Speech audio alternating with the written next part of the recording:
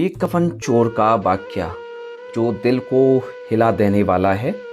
एक रात उसके साथ कब्रिस्तान में क्या मामला पेश आया, आइए उसको जानते हैं। एक बुज़ुर्ग जिनका नाम हज़रत सैयदना इशाक रहमतुल्लाह अलैह है, आप फरमाते हैं कि एक शख्स हमारी महफिल में आया करता था, मगर उसका आधा चेहरा हमेशा छुपा रहता था। एक मर्तबा मैंने उससे पूछा कि तुम अपना आधा चेहरा छुपाए क्यों रखते हो, इसकी क्या वजह है, मुझे इस राज से आगाह करो। उसने कहा कि अगर आप अमान अता फरमाएं तो मैं अपना मामला बताता हूँ। कहा कि बताओ असल मामला क्या है। इजाज़त मिलने पर उसने अपनी दास्तान कुछ इस तरह सुनाई। उसने कहा कि मैं एक कफन चोर था। मैंने कई कब्रों से कफन चुराए। जब भी किसी कब्र के मुतालिक मालूम होता तो फ़ौरन वहाँ पहुँचकर कफन चुरा लेता। एक मर्तबा एक औरत का इंतकाल हुआ। जब उसे दफना दिया गया तो मैं फ़ौरन कब्रिस्तान पहुँचा। जब ईंटें हटाकर एक कफन की चादर हटाई और दूसरी चादर खींचने लगा तो अचानक उस औरत के बेजान जिस्म में हरकत की और चादर को थाम लिया। मैंने कहा, तुम्हारा क्या ख्याल है, तुम मुझसे जीत जाओगी? ऐसा नहीं हो सकता। यह कहकर मैं घुटनों के बल बैठ गया और पूरी ताकत से कफन खींचने लगा।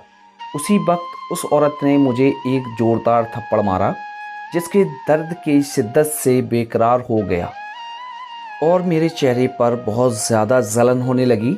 यह कहकर उस चोर ने अपने चेहरे से कपड़ा हटाया तो उसके गाल पर उंगलियों के निशान छपे हुए थे। मैंने कहा, अच्छा फिर क्या हुआ? उसने कहा कि मैंने फिर उस कपड़े को उस पर डाल दिया और जल्दी जल्दी मैंने उस कब्र पर मिट्टी डालकर दोबारा से भर दिया और मैंने यह इरादा कर लिया कि जब तक मैं ज़िंदा रहूँगा दोबारा कभी भी चोरी नहीं करूँगा। अल्लाह मेरे सभी गुनाहों को माफ़ फरमाए और मुझे तौबा करने की तौफीक अता फरमाए। हज़रत सैयदना अबू इशाक रहमतुल्लाह अलैह फरमाते हैं, उस कफन चोर का सारा वाक़या लिखकर हज़रत सैयदना अबू उज़ैर रहमतुल्लाह अलैह की तरफ रवाना किया। उन्होंने जवाब लिखकर भेजा कि उससे पूछो कि जो मुसलमान किबले की तरफ दफनाए गए थे, क्या सबके चेहरे किबले की तरफ ही थे या किबले की तरफ से फिर गए?